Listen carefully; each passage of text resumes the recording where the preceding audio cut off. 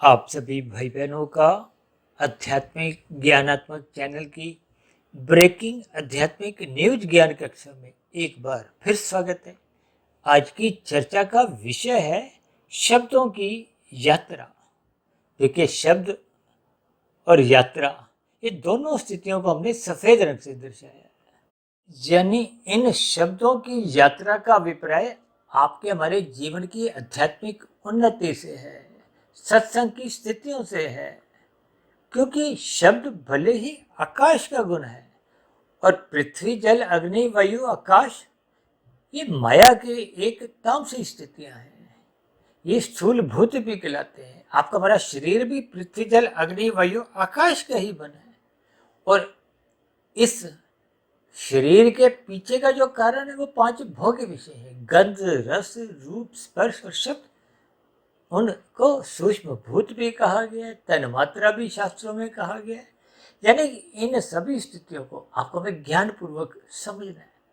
तो देखिए, ये शब्द आकाश का गुण है, इसलिए शब्द भी अपने आप में एक भौतिक स्थिति है, एक तामसी स्थिति है। क्योंकि आपके हमारे शरीर और पांच भोग्य विषयों को तामसी कहा गया है। जबकि भगवान श्री कृष्ण जी ने गीता में आपके हमारे शरीर को एक रथ का नाम देते हुए इसकी महत्ता समझाई है। क्योंकि मनुष्य जोनि कर्म जोनि है, साधना जोनि का एक अवसर है।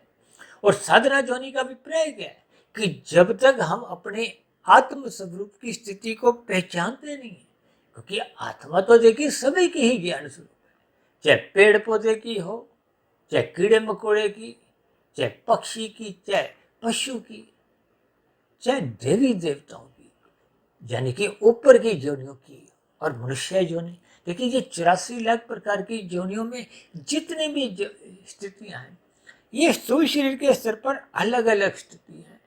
लेकिन भीतर जो एक चेतन तत्व है, आत्मा, वो ज्ञान स्वरूप है। इसका अभिप्राय क्या है कि शब्दों की यात्रा का अभिप्राय आपके हमारी जो अज्ञानता की स्थितियां अनादि काल से बढ़ चुकी हैं, किस लिए बनी है? क्योंकि जब हम प्रकृति के तमोगुण रजोगुण की स्थितियों का अमर्यादित संग करते हैं, भोग करते हैं। विशेष रूप से देखिए, जब रजोगुण बिगड़ने लगता है, बिगड़ने का अभिप्राय सत्वगुण की न्यूनता से लिया जाता है, जिसको भगवान श्री कृष्ण जी ने 5 विषय भोगों को 5 घोड़ों से दर्शाते हुए लगाम को मन से जोड़ा है। और उस लगाम की जो एक भागदौड़ है, सारथी वो स्वयं अपने हाथ में रखते हुए अपनी सम्मुखता बढ़ाने के लिए एक विशेष बल दिया है, एक विशेष प्रकार की सलाह दी है, उपदेश दिया है, ज्ञान दिया है। इन सभी स्थितियों को अक्सर हम प्रतिदिन कहीं ना कहीं इन सभी स्थितियों पर कुछ विचार विमर्श रखते हैं। क्योंकि आज हमारा विषय क्या है? शब्दों की यात्रा। देखिए, हम भौतिक जगत में भी बच्चे जो पढ़ते हैं वो भी देखिए पुस्तकें पढ़ते हैं, अध्यापक भी उनको ब्लैक बोर्ड पे लिख के कुछ समझाते हैं। यानी कि आपके हमारी भौतिक शिक्षा भी वो भी शब्दों पे ही आधारित है।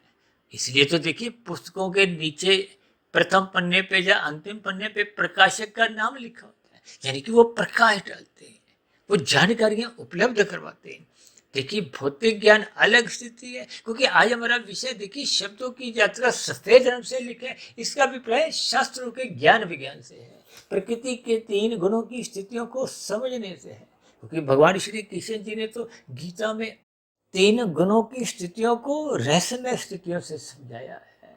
इस ज्ञान विज्ञान को समझने को विशेष बल दिया। इसलिए तो इस तमोगुण रजोगुण और सतोगुण की स्थितियों को गुणतम ज्ञान विज्ञान से जुड़ा है। इन 3 गुणों के सहारे ही आपके हमारे 3 शरीर हैं: स्थूल शरीर, सूक्ष्म शरीर, कारण शरीर।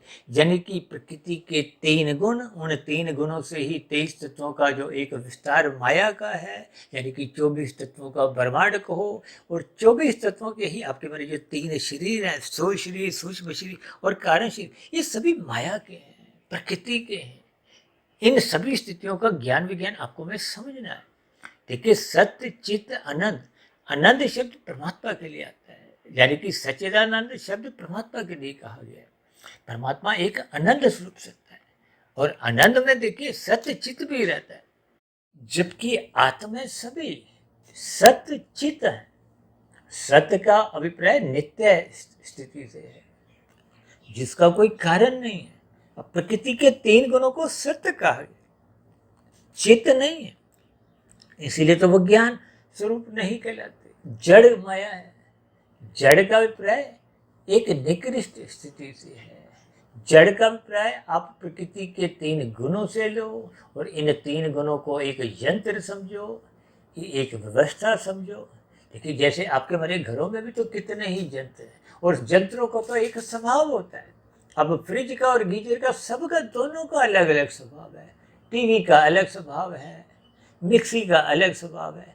अब जैसे फ्रिज में पानी रखने से वो ठंडा हो जाता है और वही पानी जब गीजर के द्वारा आप और हम लेते हैं तो वो गर्म होके आता है। ये सभी स्थितियाँ आपको हमें कुछ ज्ञान देती हैं, यानी कि जैसे यंत्रों का अलग अलग स्वभाव है उसी तरह प्रकृति के 3 गुणों का अलग अलग स्वभाव है। तमोगुण को पदार्थों से जोड़ा गया है, हालांकि नींद से भी जोड़ा जाता है, निषेधात्मक कार्य पाप कर्मों से भी जोड़ा जाता है। रजोगुण को तो एक कर्म से जोड़ा जाता है, क्रिया से जोड़ा जाता है। एक अलग अलग स्थितियों को देखिए आपको ज्ञान पूर्वक समझना। और सत्वगुण का अभिप्राय तो ज्ञान पूर्वक, यानी कि एक ज्ञान से जोड़ा जाता है। इसीलिए तो कहते हैं ज्ञान में स्थिति में रहने के लिए सत्संग करो। सत्संग का अभिप्राय सत्वगुण का संग करो, या उन भाई बंधुओं का संग करो जिन्होंने शास्त्रों को पढ़ रखा है। इसलिए तो कहते हैं गुरु के प्रवचनों को सुनो, शास्त्रों का स्वाध्याय करो। ये सभी स्थितियाँ आपके हमारी ज्ञान में स्थितियाँ, यानी कि आपके हमारी जो अज्ञानता अनादिकाल से बढ़ चुकी है, ये अज्ञानता कब बनती है? जब हम तमोगुण और रजोगुण का अमर्यादित संग कर बैठते हैं। यदि हम सत्वगुण का संग करते हैं तो आपका हमारा ज्ञान में स्थितियाँ बनी रहती हैं।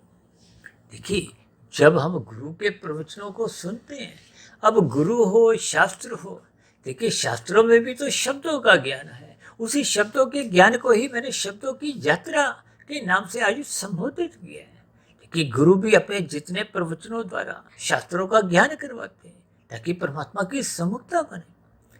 हम सभी भाई बहन देखिए जैसे भौतिक शिक्षा में स्कूल में कॉलेज में अध्यापक द्वारा ब्लैक बोर्ड पर लिखे गए शब्दों को अनुकरण करते हुए कुछ सीखते हैं, विभिन्न पुस्तकों को पढ़ते हैं, यानी कि भौतिक स्तर पे भी उन्नति करने के लिए आपको में वो शब्दों का सहारा लेना होता है।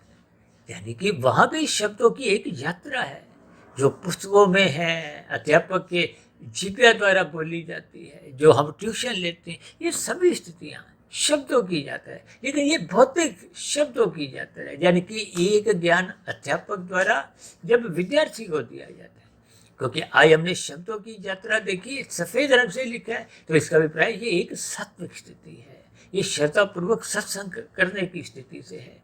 क्योंकि गुरु के प्रवचनों को जब हम एक शिष्य रूप में धारण करते हैं, इसीलिए तो कहते हैं सत्संग करो।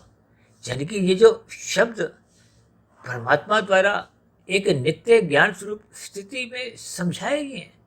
देखिए वेदों के ज्ञान को अपुरुषीय कहा गया, उसको किसी ने लिखा नहीं है, इसलिए गीता की वाणी को भी अपुरुषीय कहा जाता है, वो परमात्मा के बोल है।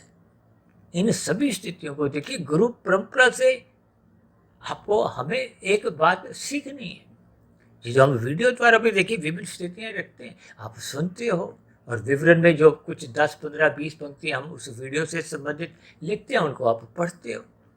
यानी कि सुनने में भी वो शब्दों की स्थिति है, पढ़ने में भी वो शब्दों की स्थिति है। यानी कि उन शब्दों को आपने ग्रहण करना है, उन शब्दों पर आपने विचार करना है, चिंतन करना है, मनन करना है। देखिए यदि हम शब्दों को ही ऊपरी स्तर पर बेमन से सुनते हैं तो फिर वो शब्दों की यात्रा आरंभ नहीं होती। देखिए वो स्थूल शरीर के जो आंखों द्वारा पढ़ लिया, मन नहीं था, तो फिर वो शब्द स्थूल शरीर तक ही रुक जाते हैं, उनकी यात्रा सूक्ष्म शरीर यानी मन तक नहीं पहुंचती, फिर मन से वो बुद्धि तक उसमें चिंतन नहीं होती। हम तर्क वितर्क द्वारा उस पर एक शोध की स्थितियां बना नहीं पाते, जिसके फलस्वरूप वो शब्दों की यात्रा फिर आगे कार्य शरीर में नहीं पहुंचती। और कार्य शरीर में जब तक वो शब्दों की यात्रा करते करते वो शुभ संस्कार रूप में वहां जाके टिकता नहीं है, क्योंकि टिका हुआ ज्ञान ही आपके हमारे जीवन में सकारात्मक परिवर्तन लाता है। और जब ज्ञान टिक जाता है, शुभ संस्कार बन जाते हैं, कार्य शरीर में शुद्ध स्थितियां बनने लगती हैं तो वो पहले की जो अज्ञानता की स्थिति हैं, अंधकार में स्थिति हैं, बुरे संस्कारों की स्थिति हैं, वो कमज़ोर होने लगती हैं, समाप्त होने लगती हैं, दग्ध भी होने लगती है। तो फिर आत्मा पर किसी भी प्रकार की जो कार्य शरीर की परछाई है वो समाप्त हो जाती है, आत्मा अपने मूल स्वरूप में स्थित हो जाती है। देखिए जैसे बल्ब ट्यूब के ऊपर आप जब प्रकाश आता है उस पर कोई बीच में रुकावट नहीं हो तो प्रकाश पूरे कमरे में फैल जाता है। ठीक इसी तरह आत्मा का ज्ञान विज्ञान जब अपनी मूल स्थिति में होता है तो फिर वो आपको हमें एक पूर्ण रूप से परमात्मा की सम्मुखता बनाए रखता है। और परमात्मा की सम्मुखता बनी रहने से देखिए आपको हमें परमात्मा के आनंद की झलकें मिलती, क्योंकि परमात्मा तो आनंद स्वरूप सत्ता है और क्योंकि परमात्मा के आनंद में ज्ञान नित्य बना रहता है, इसलिए आपका हमारा ज्ञान भी फिर आवृत नहीं होता। लेकिन जब हम परमात्मा की सम्मुखता बनाते नहीं, ये शब्दों की यात्रा को एक गति नहीं देते, यानी कि स्थूल शरीर के स्तर पर भी देखिए जैसे राशि मनुष्य सत्संग करते हुए दिखाई देते हैं, शास्त्रों को पढ़ते हैं, गीता का शब्द सुने, कहीं प्रवचन हुए, बस वो शब्दों तक ही अपनी यात्रा सीमित रखते हैं, शब्दों के अर्थ समझते नहीं। देखिए जब शब्द श्रद्धापूर्वक आप सुनते हो तो उसके अर्थ समझ में आने लगते हैं। जब अर्थों की स्थितियां शोध तक पहुंच जाती हैं तो आपको हमें भावार्थ समझ में आने लगते हैं कि शास्त्र आपको हमें संदेश क्या देना चाहते हैं।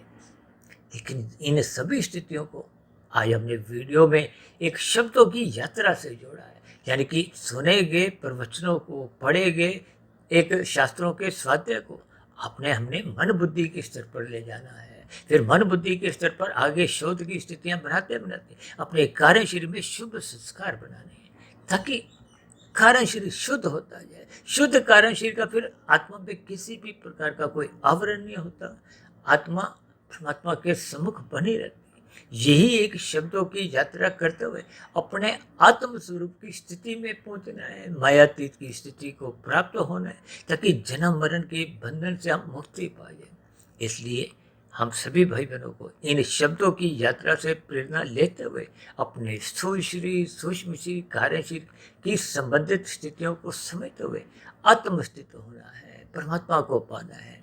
तो ऐसी सभी सात्विक शुभ सार्थक स्थितियाँ आपके हमारे जीवन में भी बनना आरंभ हो, इन्हीं शुभ कामनाओं के साथ आज की चर्चा विशेष को अब यहीं विश्राम देते हैं। कल सुबह फिर मिलते हैं ब्रह्म मुहूर्त ज्ञान उपदेश कक्षा में। तब तक आप अपने आध्यात्मिक मित्र सुधीर भाटिया फकीर को इजाज़त दें। फिर भी आज के शब्दों संबंधित कुछ बात आपको समझ नहीं आई हो, क्योंकि बात जब समझ नहीं आती तो शब्दों की यात्रा आगे बढ़ नहीं पाती, यानी कि शब्द फिर आंख कान तक ही रुके रह जाते हैं। इसलिए इन सभी स्थितियों से संबंधित यदि आपके मन में कोई प्रश्न हो, कोई बात समझ नहीं आई हो, तो आपके प्रश्नों का, सुझावों का और शिकायतों का नीचे दिए गए कमेंट्स बॉक्स पर सदा ही स्वागत है। इस चर्चा विशेष को ध्यानपूर्वक, धैर्यपूर्वक सुनने के लिए आप सभी भाई बहनों का बहुत बहुत धन्यवाद।